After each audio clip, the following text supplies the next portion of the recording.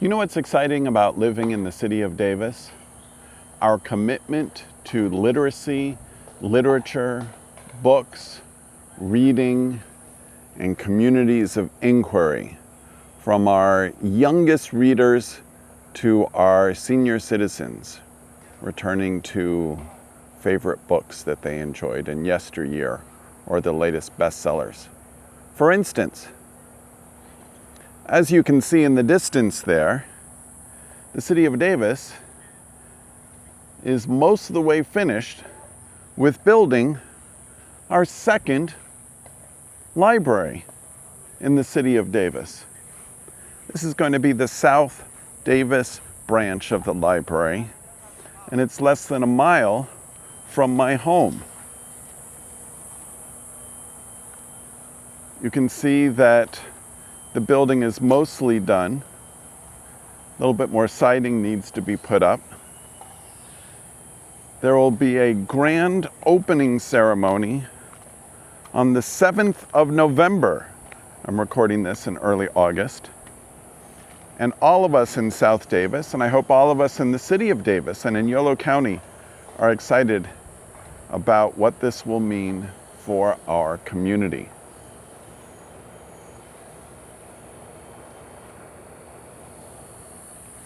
Hello, my name is Dr. Andy, and welcome to Diary of a Quizmaster.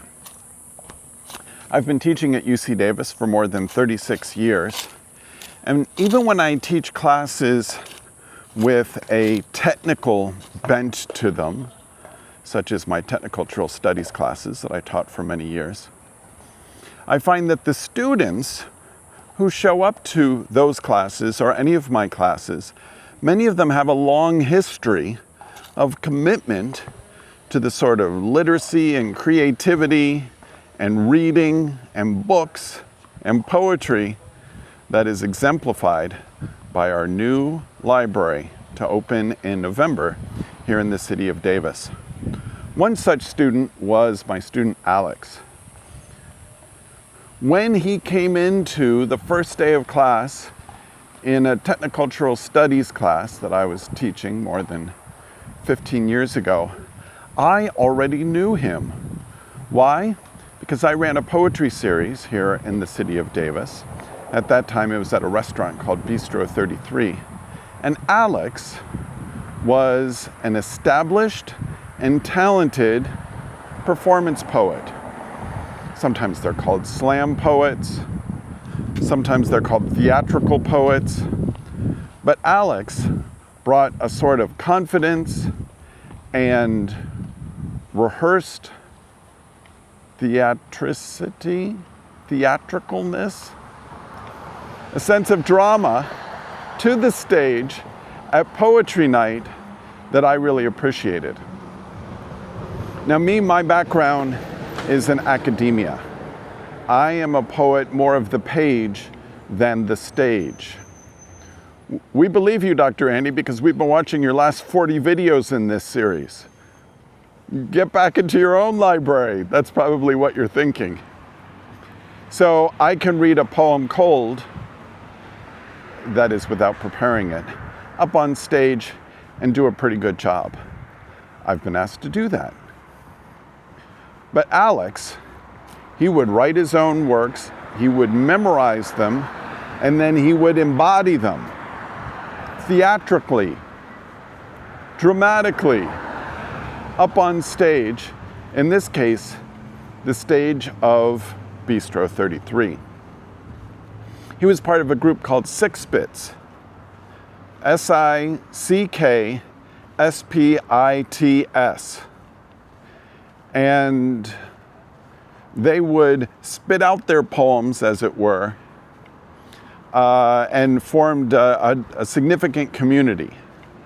I'd say that some of the SickSpit events, which also included improvised hip-hop music and social activism, that some of those events drew crowds, good morning, that were perhaps twice the size of the crowds that I drew with my friend Brad Henderson at Poetry Night at Bistro 33 with the help of our featured poets. Alex was one such poet. He had, I believe, already been a featured poet in my poetry series before he became my student. He was a Technocultural Studies student, which means that he brought together an interest in programming, web designing, videography, audio work, photography, etc. He brought that together with, in my writing across design, writing across technoculture, writing across media, that's what it was. In my writing across media class, Alex also brought his long history of creativity and writing and performance. So you're probably wondering, what's he doing now? Did he make anything of all of this? And the answer is yes. Today, Alex is a software engineer with a degree in Technocultural Studies.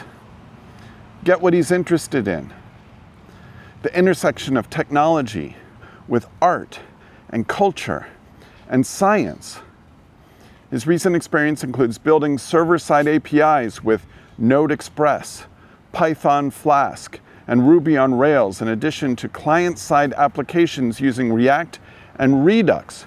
He also has, according to his LinkedIn page, 8 years of experience designing and building websites with Drupal, Joomla, and WordPress.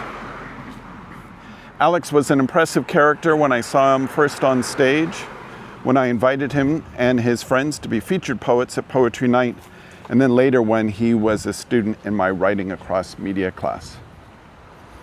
He was one of those folks who was established and accomplished even before I got to him. And I'm not surprised that he's done so well as a graduate of UC Davis. He appreciated the platform that I offered him and his SickSpits colleagues, and I appreciated him even more for adding more poetry, hip-hop culture, and technoculture to the Davis arts scene. So thank you, Alex, for all your work. You continue to impress me. My name is Dr. Andy, and this is one of 365 entries in this year-long memoir about the excellent students that I've taught at UC Davis during my 36-year career. If you're interested in these remembrances, well, you would be among a select few. I'd appreciate it if you would give this video a like and then subscribe to the channel.